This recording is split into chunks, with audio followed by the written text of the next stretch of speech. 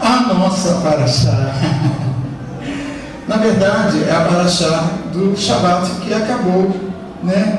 Nós já estamos no primeiro dia da semana, mas nós não podemos deixar de fazer menção da paraxá. Nós estamos encerrando, na verdade, o livro de Bemidbar, que é o livro de Números. São duas paraxás, tá certo? Encerrando o livro de Números.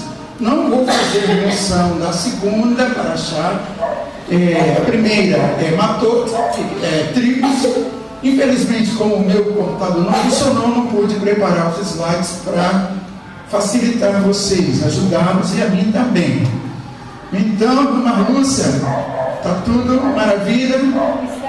Qualquer mistério que vier, revelação do Senhor, a senhora já sabe, né? É porque o Senhor só revela mandando um sono profundo. Então, alguém aí que tiver receber isso, compartilha conosco, tá certo? Mas eu sei que vocês podem estar cansados. Ninguém está cansado porque é Shabat, todo mundo descansou, todo mundo tranquilo, não é verdade? Mas a nossa luta, ela não é contra a carne e sangue, tá certo? Eu já falei com vocês. As armas da nossa milícia, elas não são carnais, mas elas são espirituais em Deus para a destruição de fortalezas, conforme está escrito lá em Coríntios.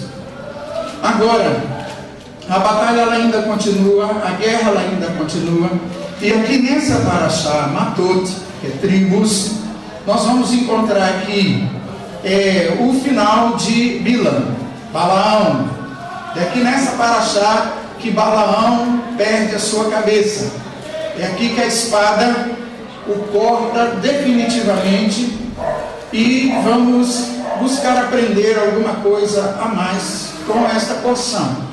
Se os irmãos observarem, a paraxá ela inicia com uma explicação das leis sobre Nedarim, que são promessas, e também Shavuot, que são juramentos, ok?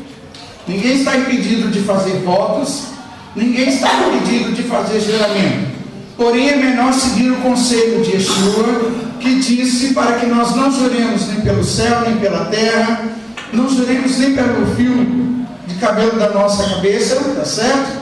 Então, é melhor não fazer do que você fazer e Deus cobrar depois que você não cumpriu. Então, não faça aquilo que você não pode fazer. Não prometa aquilo que você não pode dar. Só que antes de eu entrar em alguns detalhes aqui com vocês, eu quero que você abra a sua Bíblia lá em Filipenses, capítulo 3. Depois nós vamos ler também 1 Coríntios, capítulo 3. Essa paraxá Matot inicia-se com essa explicação que eu falei para vocês sobre as leis de promessa e de juramentos. Depois ela, em seguida, ela vai descrever a batalha contra os midianitas e a vitória de Israel sobre este povo. Depois nós vamos ter uma narrativa dos despojos de guerra. Depois nós vamos ter as tribos de Rubens e de Gade, que vão requerer a Moisés a parte deles na herança, que seja ao lado leste do Rio Jordão, ao invés de exatamente na terra santa. A tribo de Gade, a tribo de Rubens e a meia tribo de Manassés, essas três vão ficar do lado de cá do Jordão, fora da terra de Canaã. Então há uma diferença muito grande quando você ou qualquer um de nós fazemos escolhas baseado naquilo que nós temos de material. Porque a tribo de Rubens e de Gades, devido à sua grande quantidade de gados que eles tinham, de ovelhas, o que eles fizeram? Eles viram que a terra ali no Jordão era melhor para eles do que atravessarem o Jordão e habitarem na terra prometida. Tanto que eles foram os primeiros a serem levados para o cativeiro, né? Porque estavam de lado de cá do Jordão. E Realmente, quando você vai nas terras de Israel, você vai a Jerusalém, a unção que você sente em todo Israel é muito grande, é muito diferente, é uma paz, uma tranquilidade que não dá para explicar a vocês, a não ser que você vá lá e coloque os seus pés na terra prometida, e ali você vai sentir de perto, no seu coração, em todo o seu ser, que é muito mais real do que você ouve a gente ensinando e falando aqui sobre Jerusalém e sobre a terra prometida. Então nós temos essas situações, e temos também, Moisés concorda então com a solicitação da tribo de Ruben e Gad, e ele coloca a minha tribo de Manassés juntos, mas desde que eles ajudassem o restante das tribos a conquistarem a terra prometida. Eles teriam que ir com seus exércitos até as outras tribos conquistarem toda a terra, depois eles retornariam. A Parashá Massei, que é a última, já que são duas, significa estágios. Ela fala mais das viagens de Israel pelo deserto, tá certo? Então não vou me deter na Parashá Massei, mas vamos parar um pouquinho. Não vai ser muita coisa sobre a Parashá Matot, porque antes quero instruir a congregação, compartilhar com vocês, porque nós precisamos tomar decisões, nós precisamos saber o que somos, decidir o que somos, decidir quem somos e decidir para onde nós estamos indo, e pararmos com muitas coisas que trazem às vezes dissabores, quando nós temos que viver na unidade da fé, tá certo? Porque há um só Deus e um só Senhor. Então não existe outro, é um só Deus e um só Senhor. O mesmo Deus que criou as pessoas que são boas hoje é o mesmo Deus que criou as pessoas que são maus. Ou vocês acham que aquelas pessoas que estão lá naqueles presídios é um outro Deus que criou aquelas pessoas? Não. É o mesmo Deus, é um só. Eles estão lá por causa de quê? De suas escolhas. Nós estamos aqui por causa de quê? De nossas escolhas. Tá certo? Mas nós vamos nos ater, primeiramente, que eu quero compartilhar com vocês Filipenses, mas quero anunciar para vocês, hoje nós temos como visitante aqui o Wallace. Aqui está o Wallace. O Wallace faz parte lá do projeto Vem Viver, lá em Rio Novo do Sul. E ele está aqui visitando-nos hoje, tá certo? Temos aquele casal lá que eu vi chegando, não conheço, não sei os nomes. Já vieram aqui? Vocês conhecem? Nós já viemos uma vez, a segunda vez. A segunda. Lúcio e Silene. Lúcio e Silene. Sejam bem-vindos, viu, Lúcio e Silene? Se alguém sentir no coração, levante e dê um abraço a esses que aí estão próximos, tá certo? E temos o filho pródigo que hoje veio participar conosco, né? Veio lá de longe, de Brasília, mas está aqui presente conosco, né? O bom filho a casa retorna. Estou brincando, viu, Renato? Não é um filho pródigo, é um rapaz que está trabalhando lá em Brasília. Está aqui Renato, filho desta casa também. Filho da irmã Marlúcia, que está radiante hoje também, né, irmã Marlúcia? Foi surpresa também, a senhora já sabia que estava ali? Ele quase que chegou de surpresa. Chegou, né? Me pegou no momento de surpresa que eu fiquei sem ação. Sem ação, né, irmã Marlúcia? É a melhor coisa que tem, né? Esse momento é gracioso na nossa vida. Receber alguém que a gente não estava esperando, né? Chegar de repente. Temos que estar preparados, porque Yeshua vai chegar assim também. Yeshua vem de surpresa, ele não vem tocando trombeta dizendo: estou chegando, hein? Ó, amanhã eu estou de volta, e você vai se preparar para amanhã se encontrar com ele. Não, não é isso, ok? Mas a namorada dele aqui, qual é o nome dela? Jéssica. Jéssica está aqui, é de Brasília também? Está aqui nos visitando também, viu, gente? Pessoas ilustres vieram lá da Alta Corte de Brasília para estar presente. Sim, com Temer. Né? Sejam bem-vindos, viu, irmãos? O pastor lá atrás está aqui no final de semana conosco, né? Todos já conhecem ele, pastor Ocildo, né? Ocildo, juntamente com seus 2 filhos. Sejam bem-vindos. Mais alguém nos visita? Não, né? Bem, pastor. Sim. Eu estava indo aqui do Novo do Sul, na terra dos meus antepassados, meus tataravós, meus avós. Bem, Muito bom. essa região. Terra abençoada, viu? Então vamos lá. Eu não sou possuidor da verdade, certo? Eu estou aqui, não vou dizer que foi por méritos próprios meus. Eu não cheguei aqui porque tive méritos para alcançar o que alcancei e para estar aqui diante de vocês ensinando palavra. Não se trata disso. Se eu perguntar aqui quem não tem pecado, eu tenho certeza que ninguém vai levantar as mãos, porque todos conhecem a palavra. Que todos nós pecamos, estamos destituídos da glória de Deus e, portanto, somos dignos da justiça que vem do Criador, tá certo?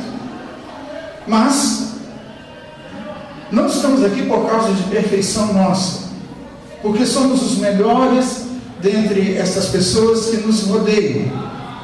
Não é verdade. Nós estamos aqui porque o Criador viu algo em nós. Ele viu alguma coisa em nós de diferente. E por isso ele nos chamou. Tá certo? Quando ele chamou Abraão lá atrás. E uma das coisas que eu acho interessante é o ver o tanto que as pessoas aí fora, mesmo frequentando suas denominações, não conhecem muito da palavra. Desconhecem completamente. Fazem colocações, às vezes até absurdas, da palavra, e assim acabam errando o caminho. E eu fico perguntando ao Senhor, como Moisés perguntava, né? Moisés falava com Deus, quando Deus disse: Moisés, afasta-te deste povo, que eu vou destruir todos eles, e somente através de você e sua família eu vou fazer um novo povo. Moisés diz para Deus: espera aí, Senhor, se o Senhor vai fazer isso com o povo, então risca o meu nome do teu livro.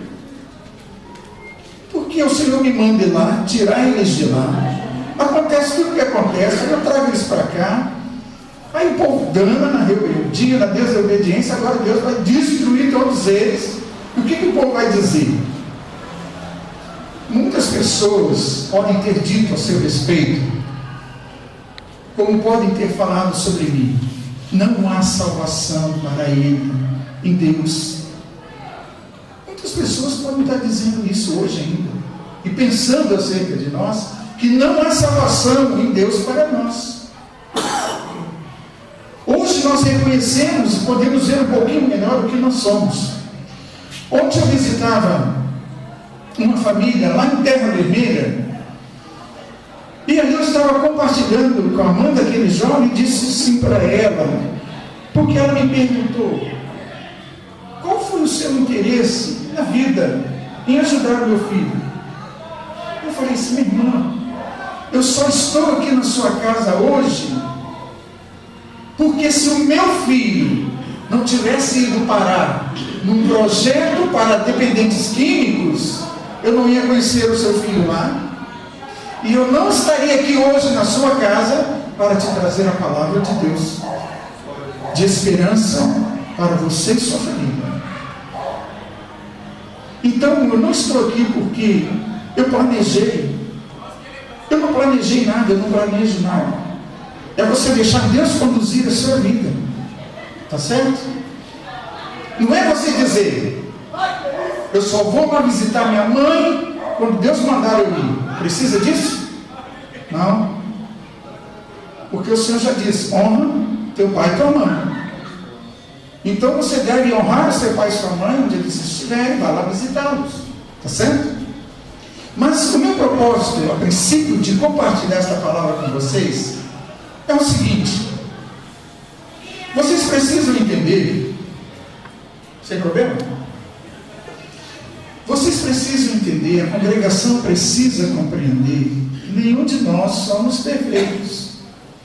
Vocês não podem pensar que pelo fato de eu trazer sobre mim um título de pastor, Francisco traz um título de rocha sobre ele, os diáconos, que têm o título de diáconos nesta congregação, somos melhores e que nós não pecamos. Engana-se quem assim pensa, de que nós estamos aqui numa perfeição, tá certo? E que nós não somos tentados, que nós não sentimos os mesmos desejos que as pessoas normais sentem. Engana-se. Nós somos, como a palavra fala acerca do profeta Elias, que Elias era homem sujeito às mesmas paixões. Ele orou para que fogo caísse do céu, e o fogo caiu, consumiu o holocausto. Mas quando Jezabel mandou o recado para ele: amanhã, a esta hora, eu vou fazer com você o mesmo que você fez com os meus profetas, Elias simplesmente, a palavra diz que ele teve medo e fugiu para o deserto. Pode? Ele viu o fogo cair do céu, mas ele teve medo. É errado termos medo de alguma coisa? Não. Mas você ora e o fogo cai do céu, cai. Mas tem coisas que eu tenho que fugir. Tá certo? Tem coisas que eu tenho que fazer, como José, né? José correu da mulher de Potifar, né? Elias, o que você está fazendo aí? Elias estava na caverna. Veio um estrondo, né? Um som muito forte passando, e Elias achava que era o Senhor ali. Nem sempre no estrondo, no barulho, no bate-pé, no sapatear, e todo mundo falando em línguas ao mesmo tempo, nem sempre o Senhor está movendo naquele lugar. Tá certo? Porque quando o Senhor falou com Elias, foi uma suave brisa que veio e falou: que fazes aí, Elias? Senhor, eu tenho sido extremamente zeloso, né? Sou muito santo, né? Eu sou melhor que o povo. Só tem eu zeloso. Não tem mais ninguém lá no teu povo. Então por isso eu vim me esconder aqui na caverna, para que eles não me matem. Mas Deus disse para Elias: não, Elias, você está enganado. Eu reservei lá 7.000 que não dobraram os seus joelhos. 7.000. Então no meio desse povo aí, por isso que eu não posso julgá-los, temos 7.000 que não dobraram os seus joelhos. Então, o que eu quero dizer a vocês com isso? Nós não podemos deixar de ensinar a palavra, nem eu, nem Francisco, ou quem quer que venha a esta tribuna, para poder ensinar a palavra a vocês. Tá certo? Senão, se você vai ter que recortar aquelas partes que você não gosta de ouvir. Antes de ler Filipenses, por que eu estou dizendo isso? Vamos lá na Parashá Matot.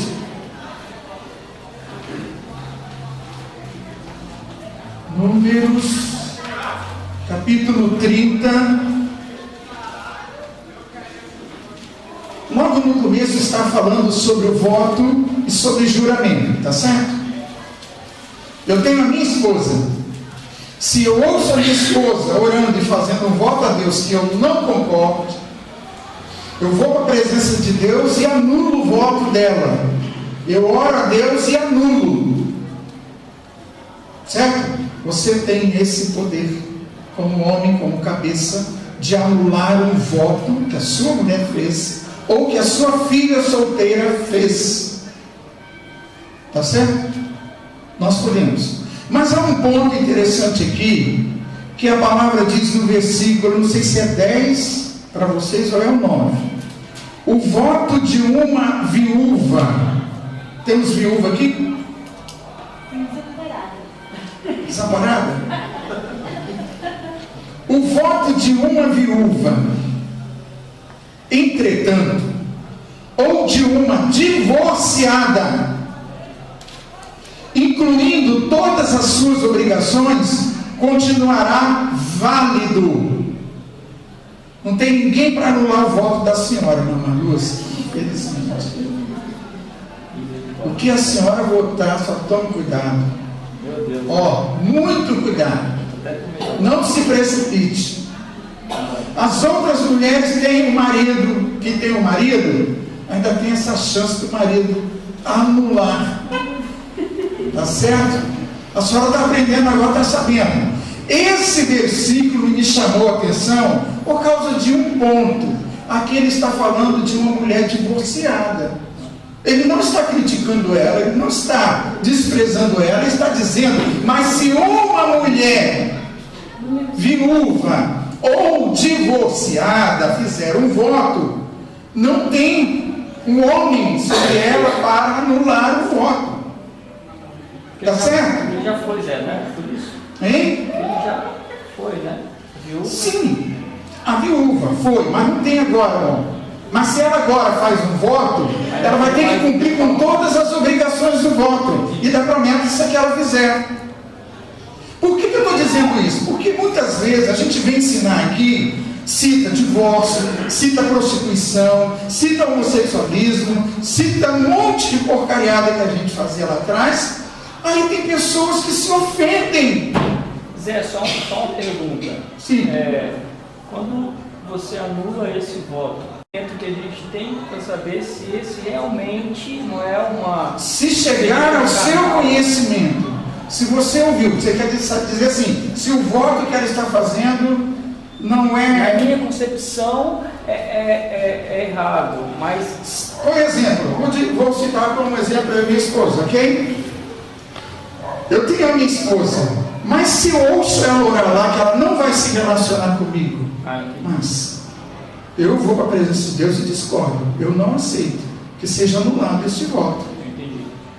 Então não vai ter valor diante de Deus, ela não tem obrigação e não estará pecando sobre isso, tá certo? Mas se ela faz um voto de, eu vou dar R$100 de oferta. Há também o lado da observação. Sim. Há muitos votos que pessoas sem saber acham que isso é correto. Faz um voto dizendo 30 dias de jejum. Vou fazer esse voto. Exato. Se for uma mulher, o marido observando a estrutura e a condição e o corre-corre, ele vai diante de Deus e anula. Exato. Porque ele sabe que para a estrutura dela, aquele voto é incorreto. Exatamente.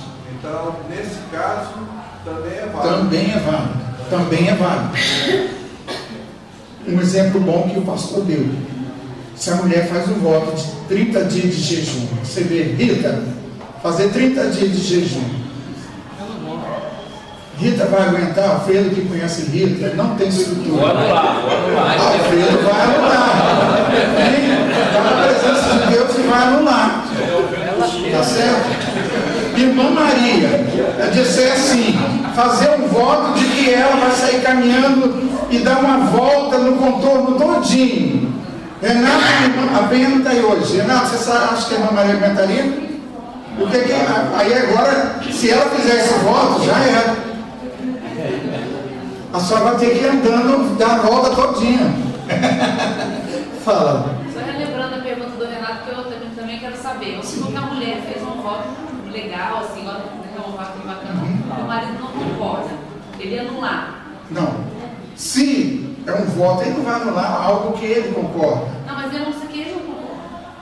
Pois Você é. tá Aí teria que ser algo muito... Peraí, eu estou entendendo o que eles estão perguntando. Você Por exemplo, eu tenho lá, acho que Deus me falou que é para eu fazer um determinado voto. Mas Deus me falou a mesma coisa para o Alfredo, ele não concorda.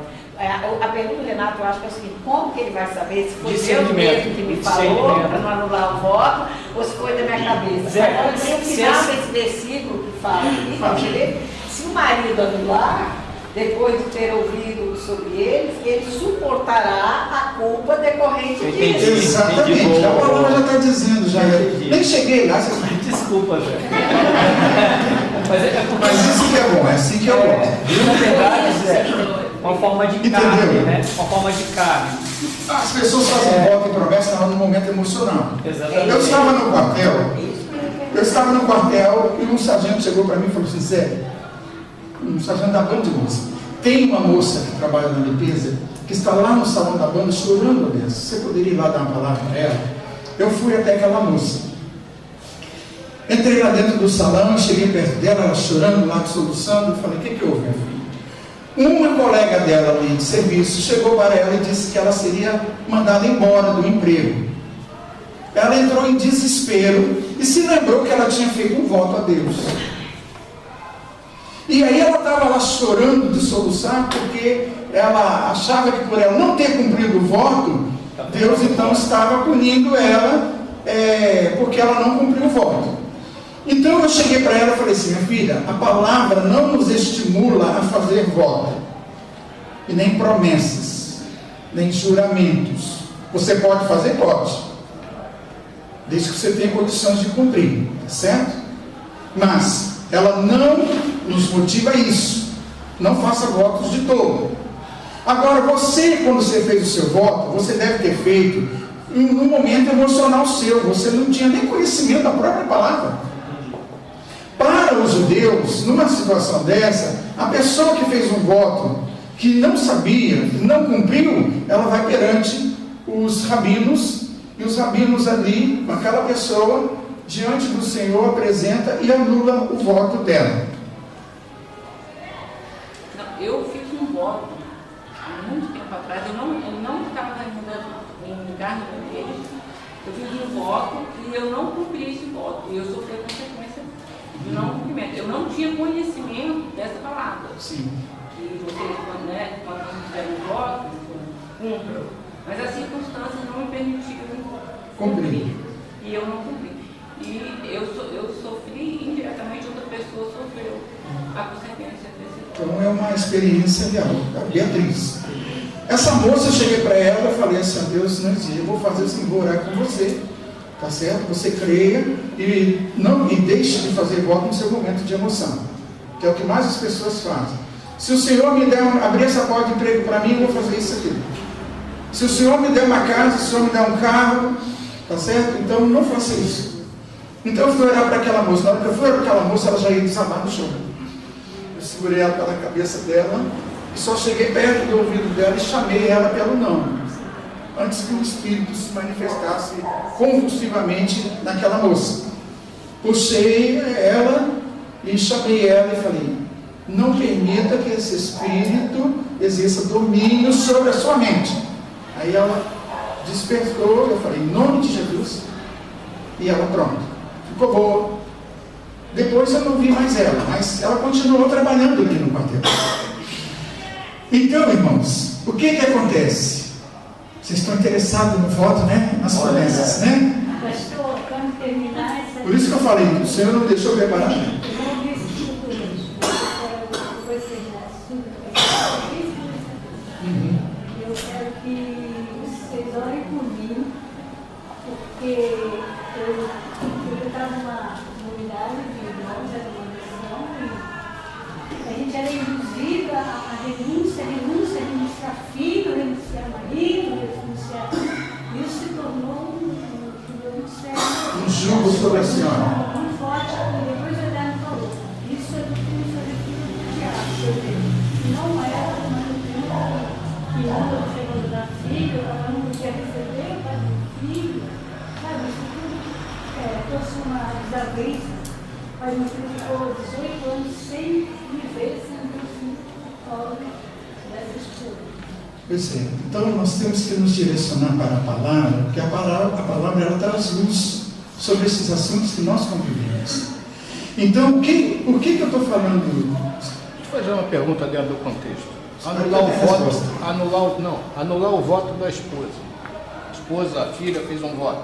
Eu vou anular. Eu anulo direto com o Eterno ou eu tenho que anular e anunciar ela que eu anulei? Você pode falar. Bom, vocês vão no meu enterro na terça-feira. Vocês vão no meu enterro cadístico na terça-feira.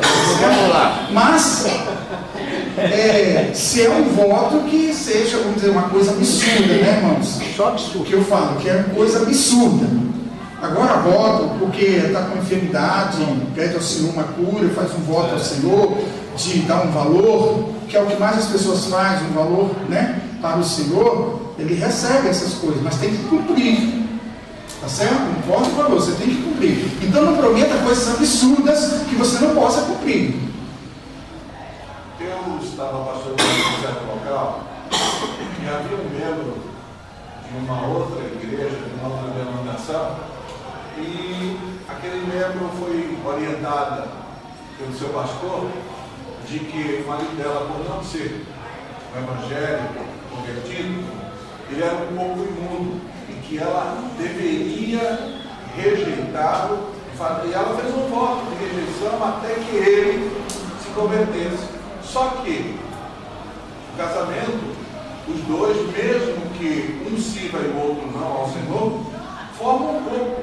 Exatamente. E ela não entendendo, se ela não entendendo, ela começou a rejeitar. E passaram-se algum tempo, ele simplesmente, por não temer a Deus, apareceu lá Uma outra oportunidade. uma outra bonitinha, e de repente conquistou ele, e ele fez tchau para você, e ficou com a outra. E o que aconteceu? Aquilo que ele dava, ele se dedicava a ela, a casa dela tinha tudo, era bem ornada, e ela começou a passar necessidade. Aquele pastor, aquela igreja, se estendeu o braço para ela, a mão para ela, para socorrer ela naquele momento, pela burrice daquele pastor em orientar Dessa forma. neofitamente aquela família. Então, nós temos que fazer votos em comum acordo. O casal tem que fazer um voto em comum acordo. Vamos ensinar isso. Ou até no quebrar do voto tem que haver comum acordo.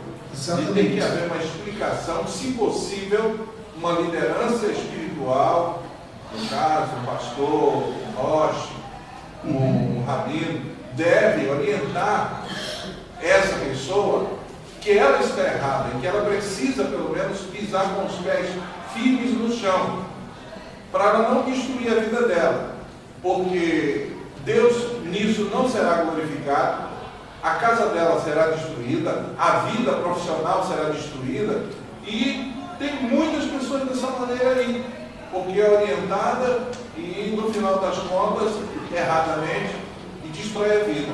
Então precisamos ter sabedoria, fazer voto com sabedoria, Infelizmente, pautado na o palavra. que ocorre fora é que não há esse estudo da palavra. José, a pergunta que o senhor Alberto fez, o próprio texto responde. Sim, se ele pode por isso que eu não cheguei lá, mas já pode ir dando, pode falando. Se ele pode anular ele Deus, ou se ela tem que saber pela palavra, ela Sim, tem que saber. tem que saber. Porque a palavra é clara, ó, se porém o marido expressar sua desaprovação no dia em que ouvir a respeito disso, ele invalidará o voto dela, que é a obrigação a qual ela se havia comprometido. Então não é você e Deus, ela tem que saber, Exatamente. mesmo que depois a gente vá no seu enterro, ela tem que saber, porque senão você não Asa anula. direita do caixão e Não, ele falou, nós vamos no enterro, mesmo que a gente vá no enterro, mas ela tem que saber, senão ele não anula. É porque isso é fundamentar pela palavra o que você vai dizer, o que você vai fazer. É lógico que muitas pessoas aplicam a palavra erradamente e fazem coisas erradas e aplicam erradamente. Paulo ensina lá em Coríntios sobre o casamento, ele fala exatamente essas coisas, que se o casal deseja, por exemplo, fazer um tempo de consagração, um mês de consagração, eu e minha esposa, tem que haver comum acordo. Se uma das partes não concordarem, nós não podemos levar avante esse compromisso, tá certo? Por causa da incontinência, Paulo diz, ou seja, por causa do desejo carnal, por causa da prostituição, tá certo? Então nós temos que conhecer a palavra e fazer uso dela. O que me deixa triste, e quando a gente vai falar uma verdade com as pessoas cristãs aí fora, elas quase falta dar um coice na gente, porque não concordo. Jesus já fez tudo por mim, não quer nem ouvir você expressar a palavra, uma palavra que não foi anulada, ela não está anulada. A Torá não foi anulada por Yeshua, ele mesmo disse: eu não vim para revogar a lei, mas eu vim para cumprir, e no momento tudo isso está valendo. Mas então por que não faz um sacrifício? Não tem templos construído em Jerusalém. Sacrifício não é feito aqui não, Brasil, Japão, Estados Unidos, não, é na terra de Israel. E quando o Mashiach voltar, não será necessário sacrifícios pelo pecado. A Bíblia, o livro de Atos, mostra os apóstolos, mesmo depois de Yeshua ter voltado para o Pai, mostra Paulo indo ao templo fazer sacrifícios. Tá certo? Por outros homens, junto com outros homens que haviam feito o voto do Nazir. E agora eles vão ao templo ali para oferecer sacrifício. Paulo foi junto, porque alguém estava dizendo que Paulo estava ensinando aos judeus que eles não precisavam guardar a Torá de Moisés. Negativo. Não só eles precisam, os judeus, como nós também precisamos. Os mandamentos do Senhor é para todos. Por isso que foi dado no deserto, para que Israel não pudesse dizer, é só minha. Não, deserto é terra de ninguém. Tá certo? Se tivesse sido dada lá nos Estados Unidos, os Estados Unidos podiam dizer, não, é nossa porque foi dado para nós, nossa nação. Mas não foi isso. A Torá foi dada num deserto, que é local onde não tem dono, não é de ninguém, do ser humano. Tá certo? Então é para todo o povo que se chegar ao Senhor. Você ia perguntar? Se a esposa fizer um voto, sem que o marido saia, e vier até o marido e dizer assim, eu fiz um voto, mas eu não vou conseguir cumpri-lo, você pode anulá-lo para mim? Aí é válido essa anulação? Ela vai, dependendo do que ela me disser, ela vai ter que, quer dizer, eu não estou sabendo, porque o que a palavra diz ali é assim, se eu ouvir ela fazer o voto e me calar, eu concordei. Entendeu? Tem que ser na hora que você ouviu. Ela fez, eu ouvi e fiquei calada, e depois ela vem e diz, não vou conseguir cumprir meu voto. O Senhor vai cobrar dela. Eu não tenho como livrar. Eu tinha que ser na hora. Tá certo? Para fazer isso. Mas se você não ouviu e depois a pessoa vem e te conta, a esposa vem e te conta. Não, se eu não ouvir a palavra, também diz a mesma coisa. Se chegar ao meu conhecimento, ela está orando junto com vocês. Aí vocês ouviram ela lá na oração fazendo um voto. E vocês ouviram, esse voto é muito estranho, ela está fazendo. Vou falar com José. Aí você chega para mim e conta para mim. Eu olho, é estranho mesmo, não concordo não. Então eu chego para ela, não concordo com o seu voto. E na presença do Senhor declara anulado o seu voto. Tá certo? Em Yom Kippur, que parece que a gente faz os votos de anulação antes, não é? O Kol Nidrei que a gente faz. Então, tem que ser no momento em que você ouve. Ou você passou 5, 10 dias, e depois ela veio te contar, ou alguém chegou para você que ouviu, veio te contar, aí sim você pode anular. Tá certo, Zano? Só para contribuir com o que o pastor Rosildo falou ali, há um tempo atrás estava uma febre de incompatibilidade espiritual, ou seja, o cônjuge não é crente, a mulher é crente, ou ambos são crentes, mas ele não está no mesmo, vamos botar, na mesma denominação, certo? Aí está um negócio de largar marido para lá e para cá. Aí você vai lá em Coríntios 7, diz o seguinte, lá no capítulo do versículo 13, dizendo, 7, 13. Já continuando aqui no capítulo que o Senhor falou, diz assim, se alguma mulher tem marido incrédulo, e ele consente em habitar com ela, não se separe dele. Exatamente. Ele não é contra que ela esteja nos trabalhos, porque o marido incrédulo é santificado pela mulher, e a mulher incrédula é santificada pelo marido crente. De outro modo, os vossos filhos seriam imundos, mas agora são santos. É falando, gente. Mas se o incrédulo se apartar, parte-se, porque neste caso o irmão ou a irmã não está sujeito a servidão. Exatamente. Pois Deus nos chamou em paz. Não está clara a palavra? Eu preciso de explicação. Não está clara?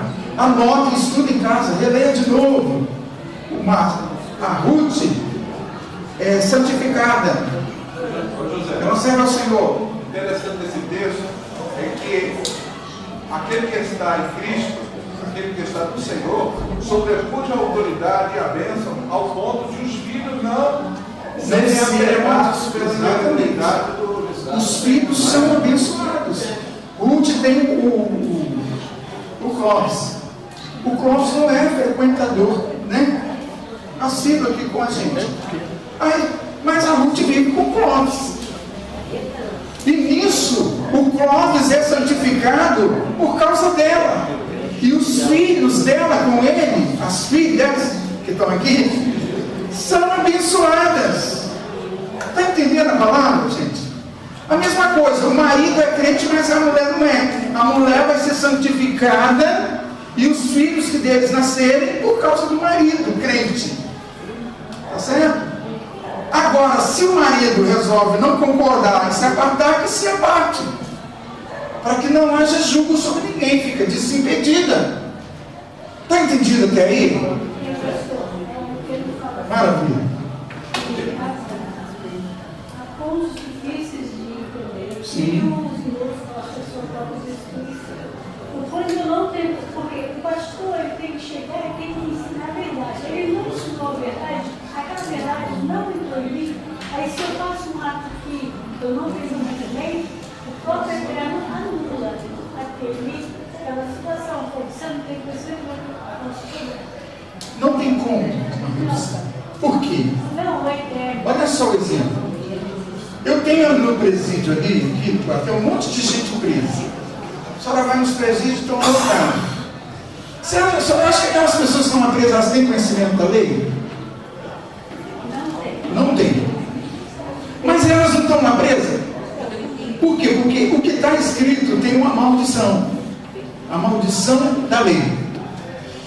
Nós, segundo Romanos, capítulo 1, capítulo 2, somos indesculpáveis diante do Senhor, porque esse Deus invisível, ele se esconde por detrás de toda essa natureza.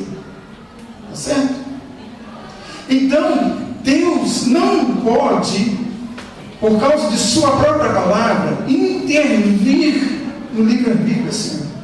Então, se eu estou aqui conduzindo a senhora para um buraco, a senhora vai cair no buraco que eu estou te conduzindo? Não, a senhora tem a mesma capacidade de se pôr diante de Deus e Ele vai te iluminar para que a senhora não ande no engano e ver que eu não estou te ensinando corretamente. As pessoas estão lá sendo enganadas porque não querem, hoje eles não querem ouvir a verdade. Meu Jamine compartilhou um negócio no WhatsApp, eu passei para o WhatsApp da família nossa lá. Um cunhado meu mandou uma resposta bem mal criada. Bem mal criada. Tá certo? Que todos nós somos idiotas. Todos nós temos a nossa idiotice. E quem disse de idiota foi, na verdade, o grande sábio lá, né? Albert Einstein. Não fui eu que disse, eu só compartilhei. Mas olha só, as pessoas, quando as coisas tudo tão assim, que não tem nada a ver, está caindo tanto a palavra verdadeira num descrédito, que quando você vai chegando com a verdade para elas dizem que não tem nada a ver, que não tem importância nenhuma. Tá certo? E aí o que acontece? Uma mentira dita 1000 vezes, foi assim que Hitler conseguiu ganhar, ela se torna uma verdade. Então o Criador, ele não vai anular uma coisa que é escolha própria da senhora e minha. Porque se ele intervir, não há amor verdadeiro quando ele intervém, se ele intervir no seu livre-arbítrio. Por que ele nos permite passar o que nós passamos? Então, quantas vezes eu falei para ele, pai, eu prefiro não ter livre-arbítrio, eu prefiro que o senhor me conduza. Seria fácil. José, eu tenho uma experiência com voto. Já tá? Com voto e com o desfecho do voto. Eu tenho um filho, meu filho é adotivo, né? Eu não tive filhos, tenho também uma outra com relação à maldição lançada, né? Eu tive filho por uma maldição de minha mãe. Eu só vim saber 16 anos passados, né? Depois que ela me pediu perdão e que a família não deixou ela me contar que ela tinha lançado aquela maldição sobre mim. Mas o voto foi o seguinte, eu fui a vale, monte, orei muito, fiz muito trabalho de libertação desde que eu me converti. E fui para o vale, e lá no vale eu prometi a Deus, eu fiz um voto a Ele, que eu não usaria mais brinco se Ele revertesse a situação do meu filho. Não vou falar o que é, né? Se Ele revertesse a situação do meu filho. E de repente arranquei os brincos, levei quase 4 anos ou 5 sem usar brincos. Um dia o Senhor fala para mim, que eu já ouvi a voz do Senhor muitas vezes, audível. Ele vira para mim e disse assim, jamais interferir, esse é um voto de tolo. Não faça esse voto. Eu não aceitei esse voto. Jamais vou interferir no livre-arbítrio do seu filho. Pertence a ele. Eu dei o direito a ele como dei o direito a você. Na mesma hora eu pedi perdão por aquele voto todo que eu havia feito. E voltei a botar um brinquinho. Como eu era louca por brinco, não sou mais louca. Mas voltei a botar meu brinquinho para mostrar que realmente eu me arrependi. Glória a Deus. Voto de tolo e o Senhor pediu. Voto de tolo. Está vendo só? Uma explicação bem plausível para nós. Por quê? Intervir, você vai intervir no direito do outro. Direito de escolha. Ele está exercendo a escolha dele, ela está exercendo. Até o momento que, enquanto você se põe aqui diante de Deus em favor dele ou dela, chegará o momento em que Deus há de operar, porque as regiões celestiais são um mistério muito grande para nós. Vocês entenderam o que ela contou do voto dela? Você, Ângela, quer falar o quê? Depois que saí do seminário de Minas Gerais, no Vitória, eu comprei 2 terrenos, 2 lotes grandes, com intenção de trabalhar com meninos de rua, com a intenção de fazer um abrigo para os meninos de rua. Só que não deu. Eu tive que parar de trabalhar com meninos de rua e deu tudo errado, e agora? Ainda pode ser quebrado esse voto, eu conheci a Deus para conseguir o Você fez o voto. Eu construí, eu tinha condições, eu trabalhava. Olha só, você fez o voto. Como nós estamos falando baseado no que está na palavra, quando o marido ouve o voto e ele não concorda e anula. Eu não posso anular o seu voto. Tá certo? O que você fez? Não deu para fazer. Sim, não vamos pesar a sua consciência de que o Senhor não vai te abençoar por causa disso. Isso não é uma condição para você ser salvo. Mas certo? pode estar fazendo maldição na minha vida, porque nós temos o imóvel da PEN fechado. Sim. Nós temos Maldição é uma coisa. Eu estou na miséria. Na miséria. Perdoa, meu Deus, isso é verdade, entendeu? Sim. Nós vamos. Eu e você vamos. Eu acho que eu estou recebendo maldição por causa desse voto que eu fiz e não cumpri.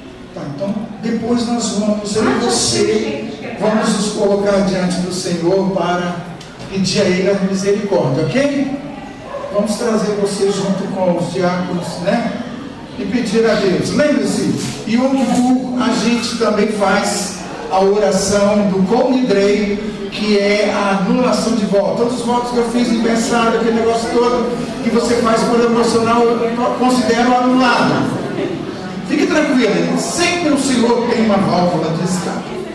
Creia, tá bom? Posso continuar?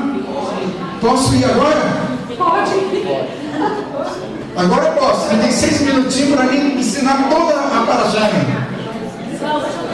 Por isso que ele me deixou fazer nada. Fala. E se o homem fizer o voto, ninguém vai anular o voto dele? O homem, menina, vocês têm que entender, mulheres, que para os homens a coisa é mais pesada ainda. Mais pesada.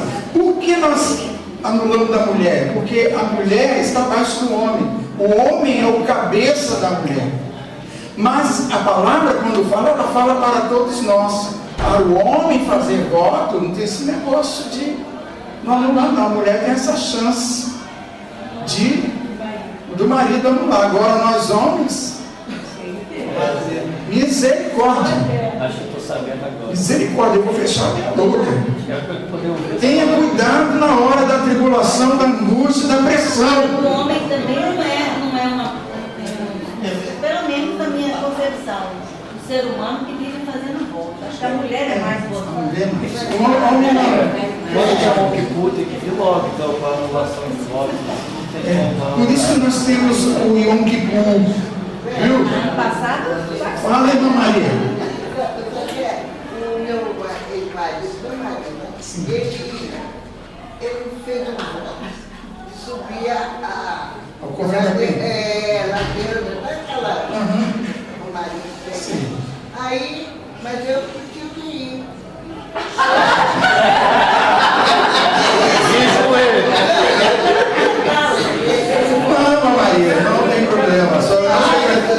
Não, que isso, camarada. Nada de peso social, não. Isso aí foi algo lá dele, lá, tá certo? A senhora era esposa. E a senhora só o acompanhou lá. O voto era dele, não é da senhora? A senhora abriu a boca e falou que fez o voto. Não, ela queria cumprir o voto. A senhora teve que para cumprir o voto dele. Esse te amava, hein, Maria? De jeito nenhum, mano.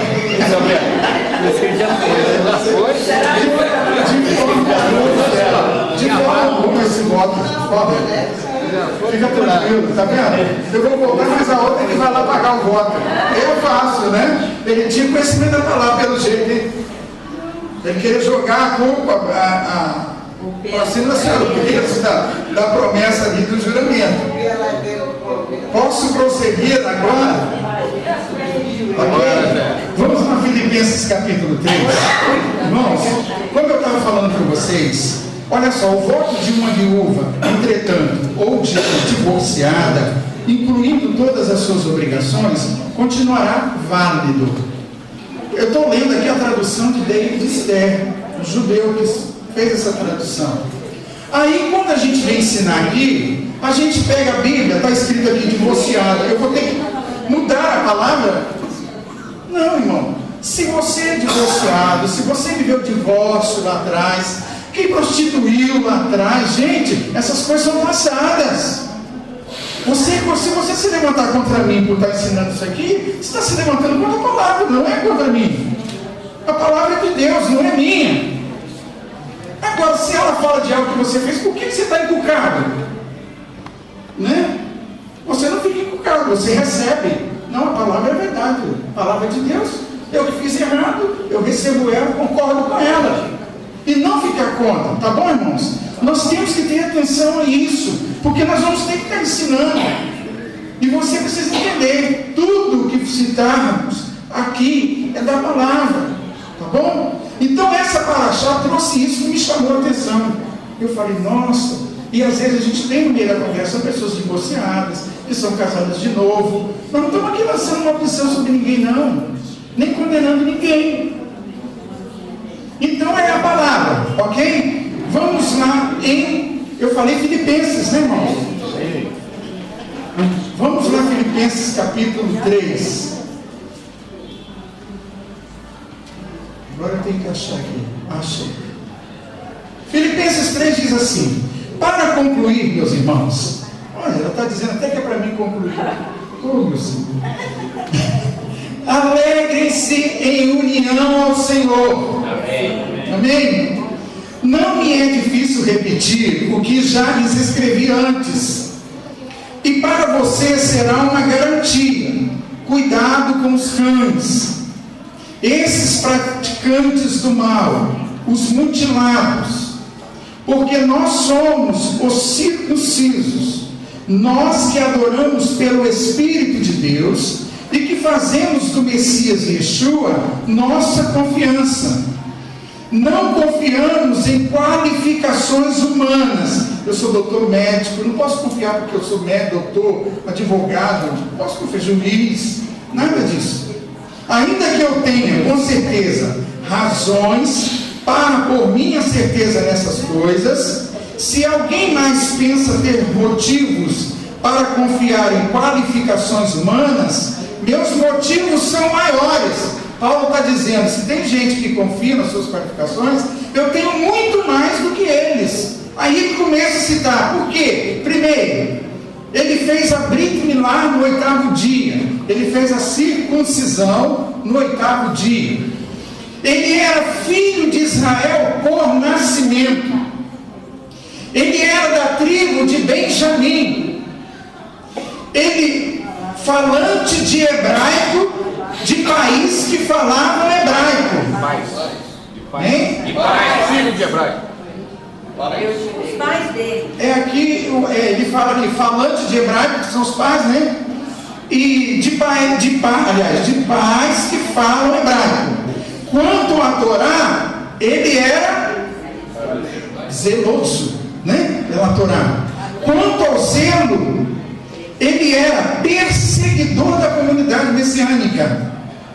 E quanto à justiça, demandada pelo legalismo, ele era irrepreensível na justiça do legalismo. Então, se alguém se gloriava de vários títulos, seja lá o que for, ele muito mais. Entretanto, tudo que me servia de vantagem, considero, por causa do Messias, desvantagem. Não apenas isso, considero todas as coisas inferiores em comparação com o valor supremo de conhecer o Messias Yeshua como meu Senhor. Ouvi de uma pessoa dizendo assim: nas igrejas hoje eles vivem cobrando que tem que ter um culto teológico, né? Para ser líder, para ser pastor, para ser isso, aquilo. As igrejas impõem isso. Nós não estamos aqui impondo nada disso a ninguém. Mas o conhecimento é necessário. Eu não posso chegar aqui, irmão, e colocar ensinamento para vocês da minha cabeça. A monge desceu do céu e disse que é para nós escrevermos um outro livro para a gente seguir. Está certo isso? Não. Foi isso que José Smith fez. Ele disse que o anjo mormônio desceu do céu, deu o livro dos mormons para ele. E ele segue o livro dos mormons. Allan Kardec, todas essas religiões por aí. Aí eu chego aqui também e vocês vão ser meus seguidores? Misericórdia, irmão. Abre os olhos. Abre os olhos com a palavra. Por causa dele, abri mão de todas as coisas e os considero lixo, a fim de obter o Messias e ser encontrado unido a ele, desprovido de qualquer justiça pessoal baseada no legalismo, possuidor, porém, da justiça decorrente da fidelidade do Messias, justiça proveniente de Deus com base na fé, na confiança. Sim, desisto de tudo a fim de conhecê-lo, isto é, conhecer o poder de sua ressurreição e de seus sofrimentos, à medida que sou conformado à sua morte, para que de alguma forma eu consiga alcançar a ressurreição dentre os mortos. Não que eu já tenha obtido. Irmãos, Paulo falava isso lá atrás, dizendo: não, gente, eu não alcancei isso ainda não, a ressurreição entre os mortos, eu não alcancei isso ainda não. E o que eu vou dizer nos dias de hoje? Eu não alcancei ainda isso não. Então eu não posso me colocar aqui como perfeito, tá certo? Aí eu vou ouvir aqui o irmão ensinar aqui na frente, o irmão vai falar de prostituição, o irmão vai falar de divórcio, vai falar de outra coisa, eu vou ficar aborrecido, eu vou embora, duas costas, porque eu não queria ouvir falando dessas coisas. Ora, todo aquele que é da verdade, disse Yeshua, ouve a minha voz. Ele falou para Pilatos, e Pilatos queria saber a verdade. O que é a verdade? Não me falas a mim? Não sabe que tem o poder de te crucificar e poder de soltar? Nenhum poder teria sobre mim se de cima não te fosse dado. Certo? Então, se eu estou aqui ensinando a vocês hoje, não é porque eu tenho méritos próprios. Não tenho isso. Mas eu creio que o Criador assim fez para compartilhar com vocês esses ensinamentos. Então vocês não podem me seguir olhando para Yeshua, autor e consumador da nossa fé. É Yeshua, não é eu, não é o Francisco, não é o Rabino Marcelo, não é o Shula. Olhando para Yeshua, eles são simplesmente ajudadores da obra. Não que eu já tenha obtido ou que já tenha alcançado o alvo. Não. Continuo a persegui-lo na esperança de apropriar-me do que o Messias Yeshua alcançou para mim. Yeshua que alcançou para mim. Irmãos, eu de minha parte não considero que já o tenha alcançado. Mas uma coisa faço, esquecendo-me do que ficou para trás de mim e me esforçando para obter o que está à minha frente, continuo à procura do objetivo para ganhar o prêmio oferecido pelo chamado celestial de Deus no Messias Yeshua. Portanto, todos os que são maduros,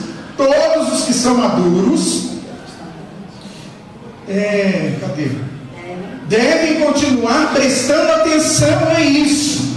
E se pensarem de modo diferente a respeito de algo, Deus também o revelará a vocês. Se você pensa diferente do que eu estou falando, Creia que Deus vai revelar para você.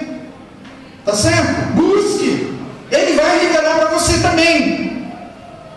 Apenas que nossa conduta esteja no mesmo nível que já alcançamos. O que nós já alcançamos até aqui, vamos continuar caminhando. Não vamos inventar coisas, bobagens por aí não. Tá certo? Estamos fazendo um trabalho sério. É um trabalho seríssimo que nós estamos fazendo. Irmãos, ele pediu que imitassem a ele e prestem atenção a quem vive de acordo com o padrão que lhes mostramos. Pois muitos já lhes disse repetidas vezes, e agora eu digo novamente, com lágrimas, vivem como inimigos da estaca de execução do Messias. Eles foram destinados à destruição. Seu Deus é o estômago, orgulham-se do que deveriam se envergonhar, porque pensam nas coisas do mundo. Por isso que eu não gosto assim de contar testemunho, né? Você contar as coisas que você fazia lá atrás. Não, deixando para trás, que é o que a palavra de Deus diz, deixa para trás, passou. Prossigamos para o alvo, tá certo? Está destinado para nós. Rapidinho, para me encerrar, 1 Coríntios capítulo 3.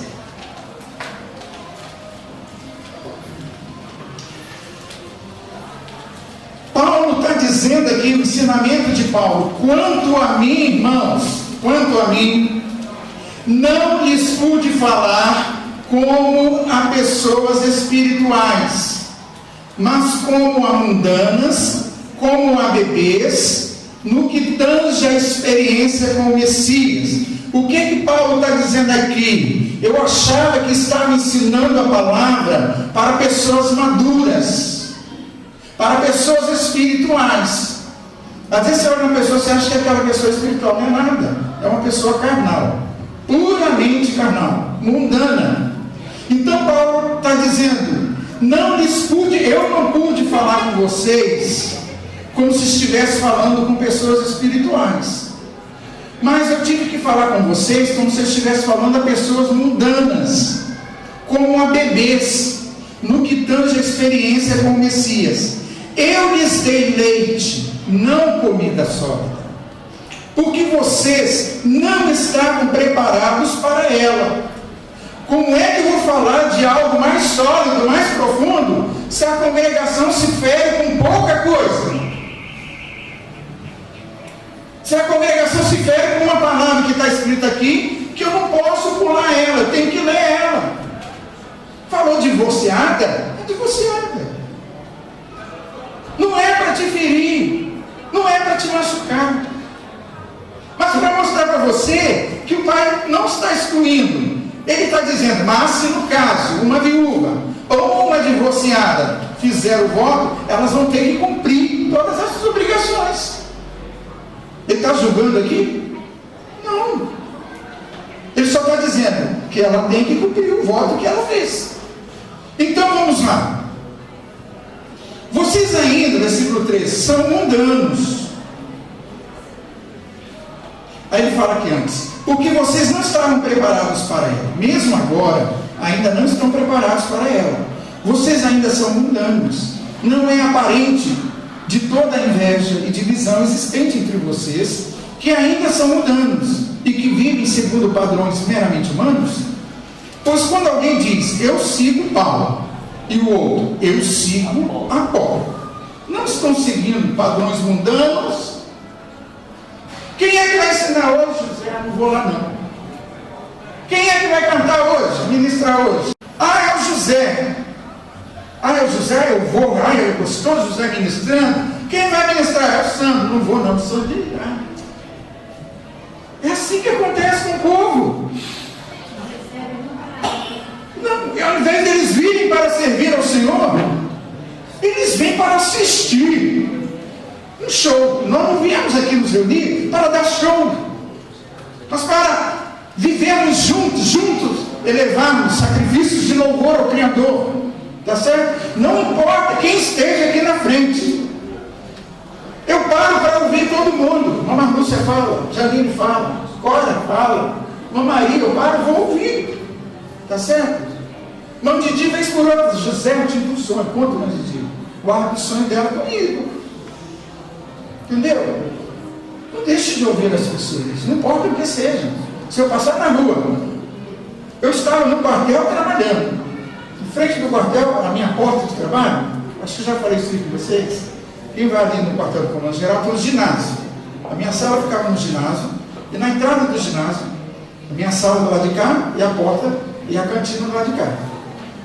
Tinha uma irmãzinha fervorosa, daquela tadinha que falava mesmo, com força falava. E ela simplesmente chegou na porta e minha senhora falou assim: irmão, Deus manda te dizer que você vai receber um convite e não é para você rejeitar. E saiu e foi embora. A irmãzinha toda sofria, coitada, mas ali toda animada. E eu estou lá, tá bom, guardei no meu coração. Aí eu chego um dia, recebo a ligação: Eduardo Pereira, José, Francisco mandou chamar você para a gente almoçar. Aí fui almoçar com o Francisco e Eduardo. E dali então, eu poderia dizer não. Aí eu lembrei da palavra da irmã: você vai receber um convite, não diga não. Então eu não disse não, estou aqui hoje. Só falta o contrário, falar: irmã, a palavra que eu pego. Já, meu Senhor, eu queria ler tanta coisa aqui. Prestem bem, eu não sou ninguém aqui, não venha dizer eu sou seguidor do Francisco ou sou seguidor de José. Não, eu sigo Chula, eu sigo Marcelo. Não, eu amo ouvir todos eles ensinar a palavra. Eu amo ouvir, porque estão ensinando a palavra. Muitos olham para a pessoa e não para a palavra. Ouça a palavra, tá certo? Porque Deus usa quem Ele quer, da forma como Ele quiser, tá certo? Vocês observam Balaão, que Balaão não se assustou quando a jumenta falou. Assustou? Porque ele estava acostumado com as artes de magia. Ele era um feiticeiro. E aqui nessa paraxá, Matot, é quando a espada passa o juízo de Deus sobre a vida de Bilam. Não estão seguindo a padrões mundanos quando você faz assim? Afinal de contas, quem é Apolo? Quem é Saulo? Quem é Shaul ou Paulo? Apenas servos, por meio de quem vocês vieram a confiar. Por meio de um de nós ou de outro. Eu plantei a semente, Apolo a regou, mas foi Deus quem a fez crescer. Portanto, nem o que planta, nem o que rega são alguma coisa, mas unicamente Deus que faz crescer. Quem planta e quem rega são os mesmos. Por que faz essas coisas em nós? É o Espírito de Deus. Tá certo? Alguma dúvida? Vou parar por aqui.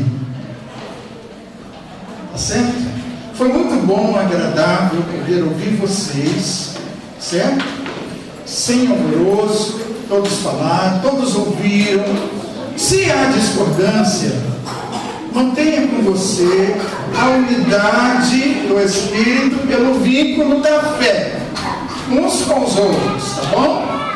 E assim nós chegaremos ao porto seguro que o Senhor tem preparado para nós.